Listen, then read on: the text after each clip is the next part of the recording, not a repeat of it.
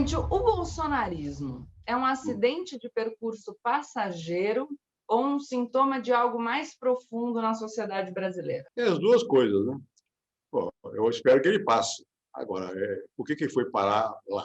Foi parar lá porque há uma coisa mais profunda na sociedade brasileira. Há um sentimento reacionário, de direita, que fica encoberto. Na campanha ele não apareceu como tal, apareceu como anti-PT, não sei o que e tal. Mas agora já faz muito tempo que passou a campanha e ele continua tendo prestígio. Portanto, ele representa um segmento da sociedade brasileira. Se ele vai continuar representando, é outra questão. Pode aparecer outro, ele pode perder a eleição, então pode desaparecer. Por isso que eu respondi dizendo que as duas coisas são verdadeiras. Sabe, presidente, que eu penso também que, de alguma medida, todos os atores da política precisam pensar um pouco nas decisões dos últimos anos, que tiveram impacto, obviamente, na vida das pessoas, e como isso faz com que elas se sintam prejudicadas, porque nem todo mundo ganhou, né? Tem muitos perdedores aí desse nosso modo de vida, e como eles se sentindo perdedores, sentem o espaço da decisão política distante da vida deles. E isso abre espaço para um líder que se apresenta como autêntico, do povo, que fala a minha língua, enfim. Eu concordo com você. Até o modo de ser um pouco grosseiro dele, brusco, é tido como franco. É uma coisa que é popular, não é uma coisa negativa, né? Normalmente, as pessoas que chegam à presidência são mais contidas. Isso o povo separa, isola. Ele está mais próximo. Isso também pesou, certamente. Eu não acho que seja somente um fator ideológico, é um fator de sensibilidade também, né? A maneira de ser. A maneira de ser dele bate com a maneira de ser de muita gente no Brasil. Então, isso conta. Eu acho que sim, você tem razão. Eu penso bastante nisso porque eu que trabalho com a comunicação, sempre fico refletindo sobre como é que eu vou trabalhar a comunicação para que eu consiga chegar nessas pessoas que simpatizaram com o bolsonarismo nesse momento, na minha opinião, triste da nossa história, para que eu possa, enfim, buscar de volta algumas pessoas e dizer que a autenticidade não pressupõe o absurdo, né? A gente pode ser autêntico e pode falar uma linguagem acessível sem precisar tolerar o inadmissível. Você sabe que eu, quando comecei, né, questão de vida política, faz muitos anos, né, eu tinha dificuldade, porque eu sempre fui professor, não sei o quê. O professor tem um tratamento mais respeitoso. Agora, é muito difícil você ser o que você é e não pretender ser outra coisa. Falar, como do jeito que você é capaz de falar. Mas tem que ter alguma capacidade de tocar no sentimento do outro. Não basta a razão. A razão é muito importante para mim, mas pode ser para você, mas não é para o povo. O povo que quer ver esse cara está do meu lado, está contra mim. Por exemplo, no meu caso, em geral, o primeiro de partido, acho que eu estou contra. Eu tenho que demonstrar que não estou contra. E procuro ser entendido.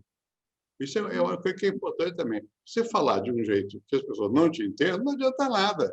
Está falando vazio. Tem que falar de modo que elas se sintam à vontade. Isso. Eu costumo dizer que a gente vive um baile de máscaras em que todo mundo no debate finge que é muito intelectual e que sabe tudo, e ninguém pode admitir ignorância. E isso é um dificultador, porque a gente só consegue se aprimorar se a gente admite a nossa incompletude e admite que a gente precisa continuar estudando. E eu, que trabalho muito com as redes sociais, sinto isso de forma muito viva no meu dia a dia. As redes sociais criaram essa sensação, o que, aliás, é um dos motivos, né, da ascensão desse movimento nacional populista, de uma possibilidade de um debate dentro da democracia de maneira direta. E aí eu tenho uma crise da democracia representativa que eu já estou vendo como muito longe de mim. Eles não falam a minha língua, não estão discutindo o meu problema, minha vida não está boa. E aí aparece um espaço no qual eu pareço ter alguma relevância. E junto com a relevância, tem uma coisa da rede social, que é a tal da câmara de eco, que é a sensação de pertencimento. Numa sociedade em que os vínculos estão cada vez mais frágeis, eu estou me sentindo cada vez mais perdido, eu não sei para onde voltar, eu estou inseguro, eu chego na rede social e eu tenho uma possibilidade de comunicação direta e um espaço em que todo mundo pensa como eu consigo dar vazão às minhas frustrações e, mais do que isso, eu tenho os algoritmos trabalhando para que as pessoas fiquem cada vez mais na rede e, para isso, eu preciso pegar as pessoas pelo emocional. Então, trabalhar com ódio é muito bom. Como que a gente sai dessa sinuca? E como que foi para você, que vem de outra época da discussão política, né? O mais fácil era a televisão, chegar nessa era de rede social? De repente, está todo mundo no Twitter. Foi muito difícil para mim. Primeiro eu vi nascer, eu estava nos Estados Unidos, né, na Califórnia, e quando estavam brincando, na verdade, criar esses mecanismos que hoje são banais, né? Bom, depois eu custei muito eu próprio a entrar. Eu tenho Twitter, uso Twitter e tal. Bom, o Twitter é curioso, porque primeiro você ouve, vê o que dizem a seu respeito, dizem tudo, qualquer bobagem ou não bobagem, você tem que aceitar, né? Então não veja, mas você tem que ter uma certa humildade para poder entrar nesse jogo. Segundo, você tem que, pelo menos no meu caso, você entender que você tem que dar um recado rápido. Não adianta ficar muita complicação, porque o outro não vai perceber a sua complicação, né? Enfim, e isso para quem é, no meu caso, professor, não sei o quê, professor em várias universidades do mundo, você fica, no começo, assustado com esse negócio. E depois você gosta. No meu caso, eu gosto. Eu escrevo lá, quase todo dia. Uma coisinha assim. Olha, Mas já mais que eu. você não, eu quase todo dia. Mas eu faço o seguinte, para eu aprender também, não é porque eu sou sabichão, não. Para eu aprender, eu tenho que aprender, eu tenho que entender. E para sentir o povo, não, o povo que se comunica, não é todo o povo. Para sentir, entender que você às vezes está pensando que a coisa é clara e não é clara. Você pensa que tem razão e você não tem, né? Enfim, eu acho muito importante que haja essa comunicabilidade direta. O que, enfim, acho que talvez a gente tenha que desenvolver um debate mais amplo, talvez não caiba aqui, mas é como é que a gente vai trabalhar com algum tipo de regulação, com algum tipo de controle dessas redes sociais, debate extremamente complexo e profundo, mas para que elas não tenham um poder demasiado, porque sempre poder demais concentrado na mão de quem quer que seja é um problema, por isso que, né, a nossa democracia representativa, embora com as suas imperfeições, segue sendo o nosso melhor modelo. Eu tenho medo dos efeitos de todo esse modo moderno de comunicação sobre as estruturas organizadas, porque elas passaram a dar uma sensação que a gente pode dispensá-las. Na verdade, não pode, tem que conviver com ela. Como tem que conviver com a rede, tem que conviver com as representações formais, né? Como tem com a mídia também, né? Como é que você faz isso? Você tem razão, ainda é uma ampla área de incerteza. Mas a incerteza faz parte da vida. Você lida com pessoas, nunca tem muita certeza. Você tem que ter capacidade de convencer. Ele se soma a você, os dois podem estar errados, mas estão achando que estão na mesma direção. Você já estava com quem tem vida política, está exposto, né? Mas tinha mídia que sempre filtra mais. Filtra tanto o que você fala, como filtra o que reage contra. Tudo é mais filtrado. Agora não, é direto. Você está na arena. E sobrevive quem for forte, quem for capaz de se desempenhar de uma maneira adequada nessa arena. Então, nós estamos colocando a nossa ênfase na questão do sentimento. Mas não é só isso. Tem também o lado que é de razão. Tem que explicar. Tal. Não é possível fazer isso nesse mundo que nós vivemos de rede social. As redes sociais operam para que a gente permaneça o máximo de tempo possível nelas. Então, elas precisam pegar a gente pelo emocional, para a gente ficar ali, tocado, empolgado, quase que absorvido, né? Não consegue sair da rede de jeito nenhum. E quanto mais a gente lê o comentário, mais mexido a gente fica, mais perturbado. E, principalmente, em virtude dos ataques, quem adota um discurso mais moderado, quem não quer comprometer a saúde mental para ficar nessa loucura, acaba saindo e o espaço vai ser tomado pelo discurso mais apaixonado. E aí, o que eu acho importante? Eu sempre digo, eu falo menos emoção e mais razão, e não zero emoção e razão absoluta. É um equilíbrio. Eu falo sempre que a gente tem o racional para nos dar as limitações de ação do dia a dia. Isso é o real, isso é o pragmático. Isso não significa que não deve existir o sonho. O sonho está lá para a gente imaginar um mundo possível, um ideal. Aí a gente faz uma combinação dos dois. Então, a gente orienta a produção do mundo vivido a partir de um mundo imaginado. Então, a emoção está lá para a gente se indignar contra a injustiça, a emoção está lá para a gente não se conformar com um país tão desigual, a emoção está lá para a gente se movimentar diante do autoritarismo, diante do discurso de ódio. Esse é o papel. Só que aí a gente arrefece o ânimo, busca o nosso repertório e, a partir da nossa análise racional do mundo como ele é, e não como a gente gostaria que ele fosse, a gente se comporta. Então, o que eu faço nas redes sociais é tentar chamar as pessoas, falar, ok, eu entendo essa frustração, eu entendo essa movimentação, mas vamos tentar silenciar um pouquinho o barulho agora e vamos discutir as coisas com um pouco mais de racionalidade. Eu concordo com você. Eu sou o oposto, né? Minha tendência é ser mais racional. E as pessoas me percebem normalmente como se eu fosse mais frio. Bom, mas não funciona dessa forma. E tem que ter emoção também, senão não vai. Pelo menos na vida pública, na vida social pública, né? Você na academia você pode ter pura razão, tá? Tentar e tal. Não é, nunca foi meu estilo. Você não é que tem que ter, você tem, você sente. Não é assim. A gente E é você gente, né? tem, é gente, e você tem É. o que sente. Você não transmite só porque entendeu. Você tem que entender, tem que compreender. Aí é razão. Mas, ao mesmo tempo, você realmente comunicar, o ato de comunicação não é um ato racional puro, não. Ele é emocional também. Eu acho que, no fundo, é isso. Você não pode ser puramente racional, nem puramente emocional. Mas, se você não sentir uma emoção, está perdido. Em termos práticos, está perdido. Na vida também, tudo bem. Mas não funciona. Você tem que ganhar a pessoa. Eu gosto de ganhar discussão. Desde criança, na minha casa tinha uma mesa grande de jantar, não sei o que, a minha avó e tal. Eu gostava, desde criança, ganhar a discussão. Quer dizer, ganhar a discussão é com a razão e com a emoção. Você aprende logo. Você só com a razão você não ganha a discussão. Nem só com a emoção pode ser. Até pode ser. Mas o resultado pode ser negativo, do ponto de vista dos seus objetivos e tal. Enfim, cada um é de um jeito. Né? Só uma coisa, de vez em quando a estratégia também pode indicar a necessidade de perder uma discussão, né? Pontualmente. Pode perder. Eu acho até importante perder. Uma vez eu fui candidato a prefeito de São Paulo, há muitos anos, e perdi a eleição. Bom, o Jânio, eu aprendi com aquilo. E o Brizola, o Leonel Brizola, veio à minha casa e me disse uma coisa que eu não esqueci nunca. Tu não sabes como é importante perder. Os políticos pensam que ganham sempre. Tem que perder às vezes. Isso me marcou.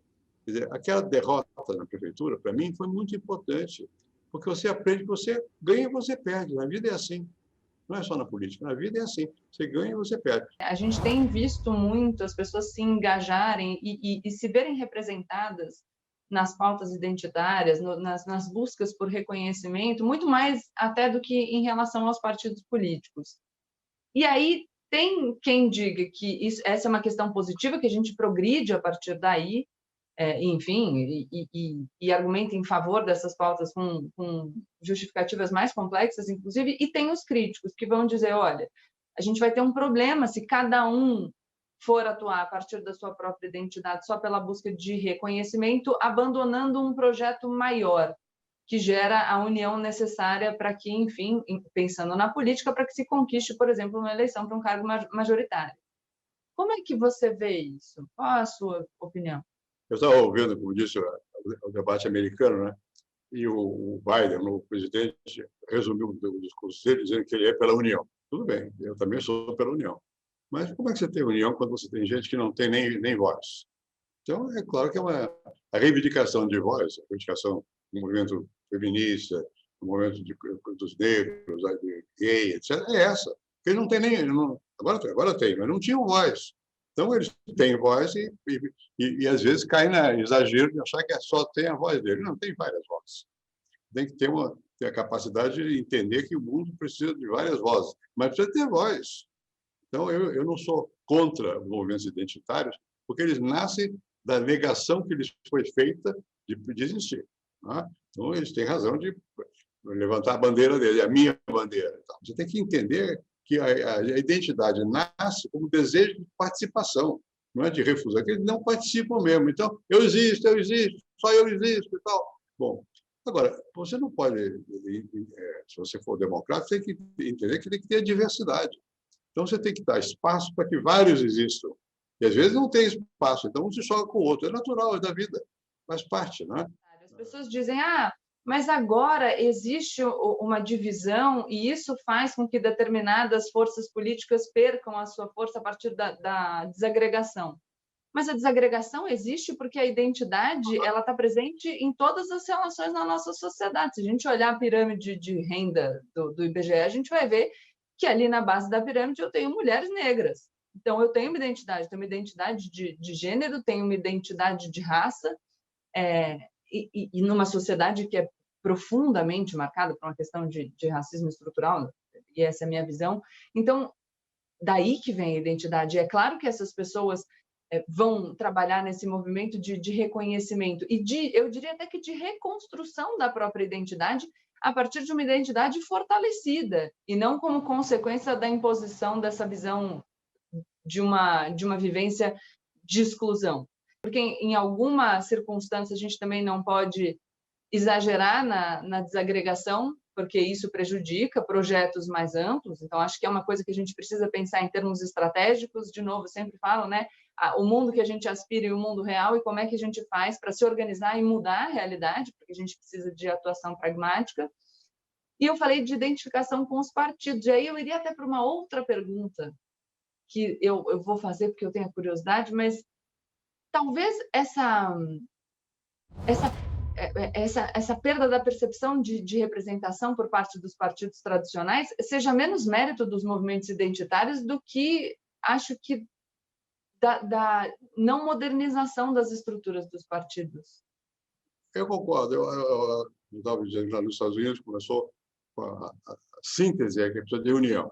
Mas por quê? Por causa da desagregação, por causa da segregação, por causa da situação. Então, o ponto de partida é que existe uma segregação e a identidade se reforça com a segregação.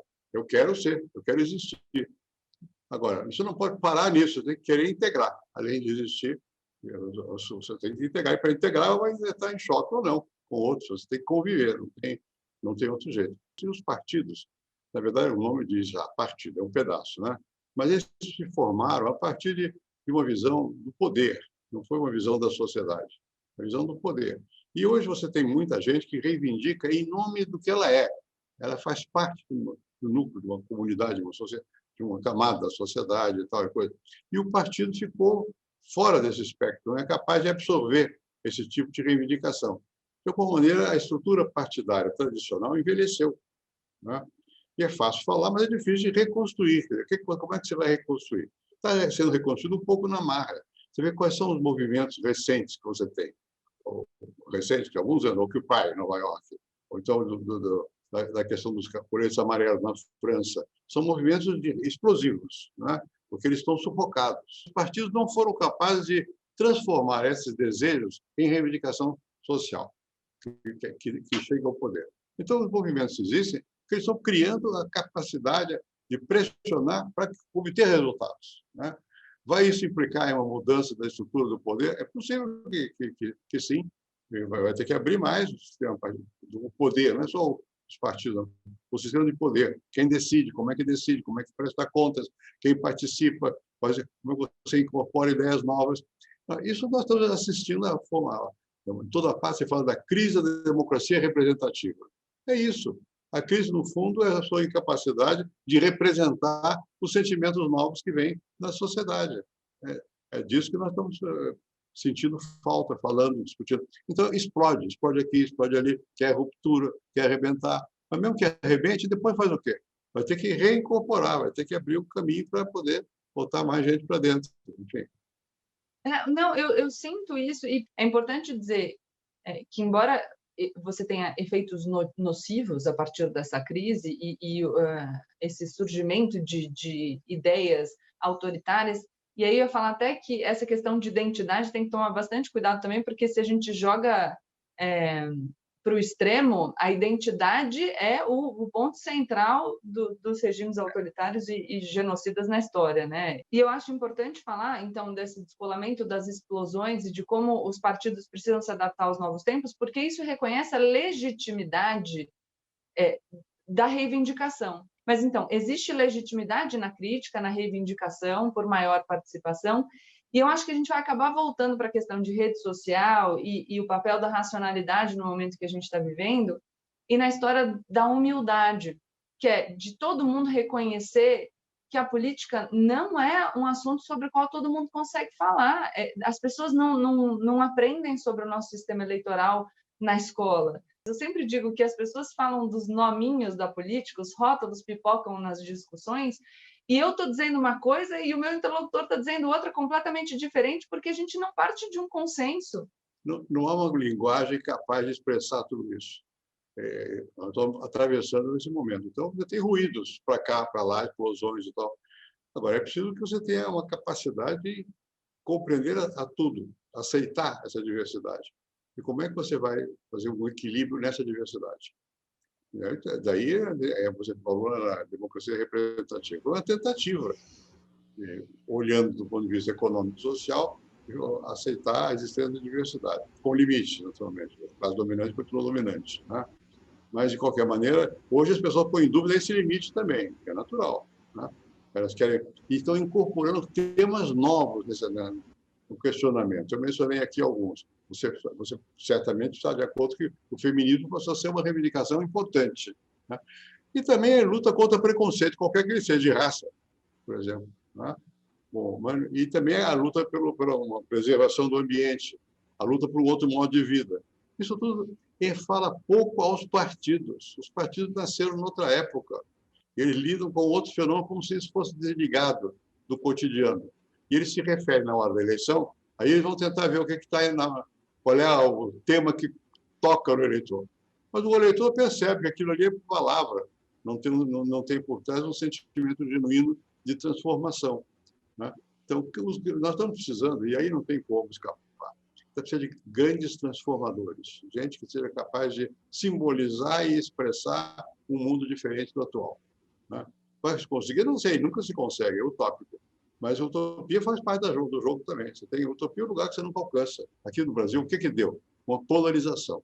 A polarização paralisa, ela não leva a um passo adiante. Ela paralisa. Quem ganha, eu ou você? Ah, fica uma coisa fechada, né? É preciso que alguém rompa, ou alguém, não é um só, né, romper esse com uma proposta que seja capaz de tocar nas pessoas, na vida comum das pessoas. Então, você tem uma desconexão entre os que tomam decisão e os que suportam as decisões tomadas e são contra, e se manifestam contra, e não cumprem, e não sei o quê. Falta o consentimento, né? Olha, se você sem consentimento, você tem o quê? A emergência do autoritarismo. Porque o Estado existe, as forças se organizam, então vão tentar impor uma vontade, mas falta a adesão sentimental e racional, ao mesmo tempo, a uma proposta que seja capaz de dizer, bom, essa contempla o que eu desejo. Então, eu acho que nessa situação na qual nós estamos, é preciso pensar um pouco mais profundamente. Como é que chegamos onde chegamos? Isso, na verdade, o que criou a democracia e a representação foi a Revolução Francesa, a igualdade. É valor hoje? Ainda é um valor? Eu acho que é, mas eu pergunto a você, ainda é valor? E como é que se poderia traduzir numa linguagem mais contemporânea esse mesmo sentimento, se é que é o mesmo, de igualdade e de participação? E como é que você, ao mesmo tempo que você reivindica tal posição, você mantém a regra de aceitar o outro, a democracia, a liberdade? Não é fácil responder isso. Se você for capaz, me ensina. Eu estou precisando aprender. Se quer essa tensão entre os valores, liberdade e igualdade, é compreendida com as nuances que ela tem na discussão por todas as pessoas que agora começam a se engajar no debate político. Quando a gente fala, por exemplo, que essa nossa ideia de democracia liberal vem da Revolução Francesa, e que bom que a gente pode discutir nesses termos, mas nem todo mundo sabe dessa história. Eu acho que isso é fundamental. Desde que eu comecei esse meu trabalho comentando política, eu fiz algumas lives com a Anitta, minha amiga, e o que ela me propôs foi, Gabriela, a gente pode conversar para eu te falar o que é isso de direita e esquerda, o que é isso de socialismo liberal, não sei o que é, me explica. E a gente precisa normalizar essa dúvida no debate. A pessoa chega numa discussão. Vamos imaginar aqui que estivéssemos todos num evento virtual mais amplo, 50 pessoas aqui nessa sala. E aí, de repente, a gente começa a conversar, e aí a gente fala os termos, e todo mundo usando o rótulo, tem uma pessoa ali no canto pensando, eu não estou entendendo nada. Eu queria perguntar o que exatamente a pessoa entende pela esquerda no Brasil hoje. A esquerda no Brasil hoje ela é necessariamente anticapitalista? Quem defende isso? Agora, se existe a possibilidade de eu defender uma maior igualdade de oportunidades, e a gente sabe que muitos líderes brasileiros políticos na esquerda falaram muito em igualdade de oportunidades, sendo que a igualdade de oportunidades seria um lema mais associado ao liberalismo. Então, onde é que está? Cadê? O que significa qualquer coisa? E se a pessoa pergunta, ela vai ser massacrada, como se ela fosse ali o exemplar da ignorância. E eu acho que isso faz a gente perder para a emoção, para a irracionalidade, para o discurso superficial de aparência. Porque se a gente não... E eu falo isso de um lugar muito confortável, porque eu sempre digo que eu sou uma ignorante. Existem muito mais coisas no mundo sobre as quais eu não sei absolutamente nada, ou sei muito pouco do que coisas sobre as quais eu sei. Então, eu me sinto absolutamente confortável em lidar com a pergunta. E eu acho que a gente inviabiliza a pergunta para esconder a nossa incapacidade de responder. Então, fiquei muito feliz quando você me diz assim, o que a gente faz? Como é que a gente equilibra igualdade com liberdade? Tá aí, é difícil, né? É muito difícil. É muito difícil. E você tocou em alguns pontos que não foram respondidos pela história. E não adianta a gente querer responder o que a vida não respondeu, né? Como é que nós vivemos? Hoje, quem que fala realmente com força e igualdade? Você pode falar, mas tem força? Pega o que aconteceu no mundo depois da Revolução Russa, 17. Aí vamos fazer igualdade, não sei o quê. Hoje será assim? A Rússia, a China, ou o Brasil? Não é. Né? Há outras formas de desigualitação da sociedade, das pessoas também. Né? Então, a ideia liberal de igualdade de oportunidades continua a ter vigência, porque não tem as mesmas oportunidades. Você nasce de um jeito com mais possibilidade do que outro que nasce de outro jeito. Né? Você tem daí a necessidade de existir um mecanismo, que é o Estado, o poder político, capaz de oferecer um mecanismo que é equalizador, que equilibre mais. Né? Se você equilibrar demais, você tira a propriedade. Pô, mas não deu certo. Então, a gente tem que se curvar ao que aconteceu na história. Né? Bom, não deu certo. Agora, o que deu, no meu gosto, onde é que deu mais certo? Quando foi possível você ter alguma regulação dos impulsos que são irracionais da própria vida, do próprio mercado, não sei o quê. Não basta. A ideia de que você deixa tudo que o mercado resolve, ele não resolve. Ele acumula mais, né, e dá menos oportunidades. Tem que ter um fator político de equilíbrio desse processo. Né? Vai ser perfeito? Nunca vai ser. Nunca vai ser. Mas você tem que ter lados, tem que tentar equalizar. Bom, nós temos condições melhores que muitos. Né? E num país como o Brasil, essa desigualdade é chocante. Se eu olhar da janela onde eu estou escrevendo, aqui, na fundação onde eu estou, olhar para a janela, tem gente na rua que não tem onde ir. Fica em casa porque tem pandemia. Mas tem casa. Não tem casa. Né? Então, você tem que olhar para esses lados que são objetivos. Né? Não adianta você ficar só com um discurso retórico a respeito da liberdade, da igualdade. Tem que olhar que há mecanismos que são mais libertadores e mais equalizadores. E ser progressista é apoiar esses mecanismos, a meu ver. Né? É apoiar esses mecanismos, tentar fazer com que eles funcionem. É ser revolucionário. A revolução é uma coisa diferente. Você mudar tudo e resolver de uma vez. É como se fosse um Deus na Terra. Não creio que exista isso. Né? Mas há progressismo. Você pode melhorar. Você pode facilitar as políticas que levem a uma situação melhor. Vai ser de repente? Não, não vai ser de repente. Mas, se não for, não tem nada faz de repente. Enfim, eu acho que é isso. A gente tem que ter uma visão realista, eu procuro ter, e idealista ao mesmo tempo. É uma contradição. Mas a vida é contraditória. Os seres humanos são contraditórios. Né? Então, você tem que navegar. Eu uso a expressão muito navegar, porque não é um caminho reto, não. Você tem que saber, para que lado está o vento, eu vou botar a vela acertada com o vento para ir para o objetivo que eu quero. E eu sempre digo o seguinte, que ainda que... E eu tenho pessoas por quem eu tenho um imenso respeito, que defendem uma revolução como um horizonte possível, mas cadê? Até lá, a gente trabalha com o quê? Porque existem pessoas com... A gente tem necessidades imediatas. Tenho hoje para resolver. Né? As pessoas que vivem com um privilégio têm a possibilidade de esperar, mas e quem não tem? E a necessidade do amanhã? O material como definidor da vida, né? Ou do que eu preciso agora. E outra coisa interessante que eu tenho visto é, nesse movimento nacional populista, surge quase que, e não em todos os movimentos, mas assim, surge um pedaço desse pessoal que também fala do mercado como se fosse uma entidade perfeita que resolveria todos os problemas, e aí eu estou com você nessa ideia de que não é assim, a gente precisa de alguma regulação. Mas o que eu acho interessante é que nesse discurso de deixem o mercado completamente livre, ele vem desenvolvido paralelamente com um discurso contra as elites. E aí o que eu fico pensando mas se eu deixo completamente livre, né, e eu concentro poder econômico, necessariamente tem ali um reflexo no poder político, porque aí não dá, gente. Não dá certo. Presidente, quero te fazer uma última pergunta. Quero saber qual é o seu maior medo em relação ao Brasil e qual a sua esperança em relação ao Brasil. Eu vou responder contando o que eu ouvi do Clinton. Ele disse, olha, quando eu visito um país, eu procuro saber do que esse país tem medo, o que ele mais deseja. É o que você está me perguntando. Bom, aqui no Brasil, que é a sua pergunta concreta, o que eu tenho medo? Da perda de liberdade. Porque eu já vivi situações de falta de liberdade concretas. Né? Perda de liberdade, quer dizer, você chega à noite em casa, você toca a campainha, você tem medo. Pode ser que seja uma polícia vai te prender, mesmo que você não tenha feito nada. Então, você tem medo. Então, eu não sei se as pessoas no Brasil têm essa vivência, porque talvez não tenham. Há muitas gerações que há muita liberdade.